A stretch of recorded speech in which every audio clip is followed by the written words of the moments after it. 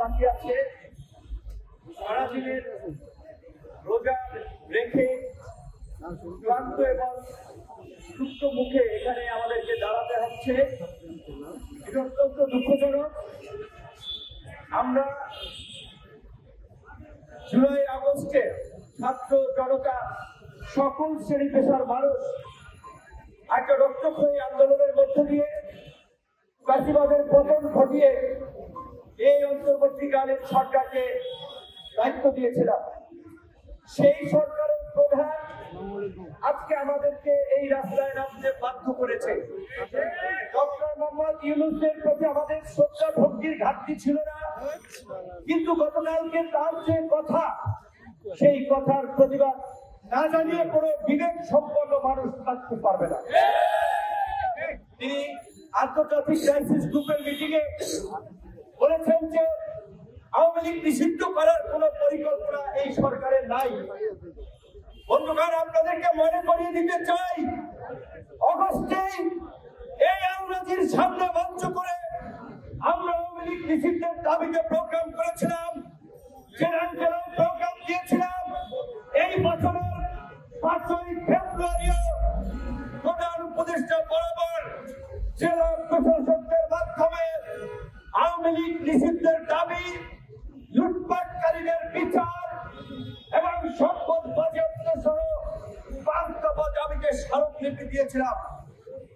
19 ফেব্রুয়ারি বিক্ষোভ মিছিল করেছিলাম, কোন রাজনৈতিক দলের আওয়াজ পাওয়া যায় নাই, রাজনৈতিক দল কথা বলছে না।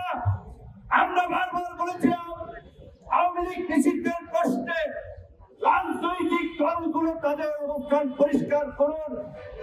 এখন এই রোজার দিনে জগন্নাথ বিশ্ববিদ্যালয়ের ছাত্রদের স্লোগানের রেফারেন্স টেনেই বলতে হচ্ছে সব সালারা বাটপার। জগন্নাথ বিশ্ববিদ্যালয়ের ছাত্ররা তাদের ক্যাম্পাস সঠিকভাবে যেন নির্মাণ হয়, সেই কারণে ওই বাটপার প্রতারক বিভিন্ন গোষ্ঠীর কাছ থেকে কাজ সেনাবাহিনীর কাছে দেওয়ার জন্য যেন সুষ্ঠুভাবে সম্পন্ন হয়, তারা স্লোগান দিয়েছিল সব সালারা বাটপার, আর কি হবে ঠিকাদার।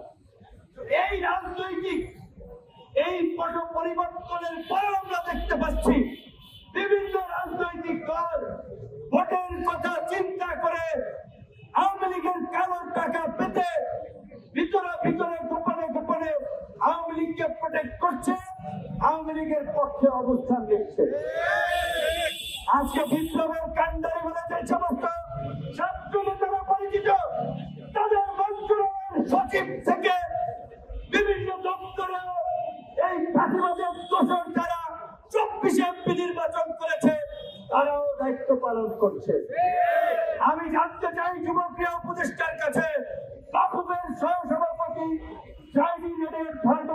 আওয়ামী লীগের ফাঁসিবাদের দোষর 24 নির্বাচন করেছে, সে কিভাবে বাফুফের সহসভাপতি হয়? এটা তো বিপ্লবের ঠিকাদার দাবি করা ছাত্র নেতাদের মন্ত্রণালয়।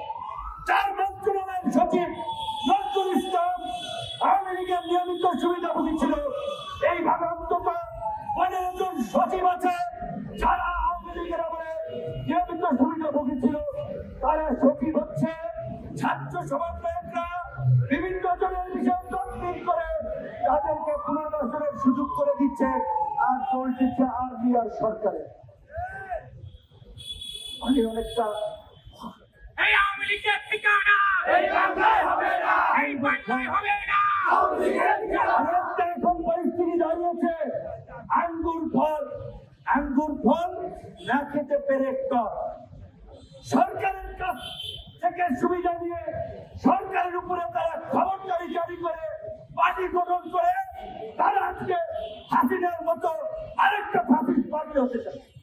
সেই কারণে আজকে তারা আর্মি নিয়ন্ত্রণ করতে চায়, পুলিশ নিয়ন্ত্রণ করতে চায়, রাজনীতিবিদদের মধ্যে বিভাজন তৈরি করতে চায় এবং দেশে নৈরাজ্য তৈরি করতে চায়। এবং তাদেরকে সহযোগিতা করছে কিছু তথাকথিত বুদ্ধিজীবী এবং তথাকথিত বিপ্লবী নামে কিছু হটকারী লোকজন। আপনারা দেখবেন, ন্যারেটিভগুলো দেখবেন।